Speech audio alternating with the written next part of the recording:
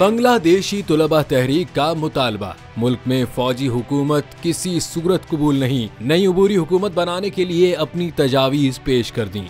बांग्लादेश में एहतजाज करने वाली तुलबा तहरीक के रहनुमा नाहिद इस्लाम ने कहा है कि हमें बांग्लादेश में फौज की हिमायत याफ्ता हुकूमत कबूल नहीं है, मुल्क में अबूरी हुकूमत बनानी है तो उसका खाका हम देंगे। तुलबा तहरीक ने वीडियो पैगाम के जरिए अबूरी हुकूमत का खाका जारी करते हुए मुतालबा किया कि नोबेल इनाम याफ्ता डॉक्टर मोहम्मद यूनुस के जेर सरबराही अबूरी हुकूमत कायम की जाए, जो कि अबूरी हुकूमत में किरदार पर आमादगी जाहिर कर चुके हैं। तुलबा तहरीक के रहनुमाओं ने कहा कि अबूरी कौमी हुकूमत में सिविल सोसाइटी समेत सबकी नुमाइंदगी यकीनी होगी।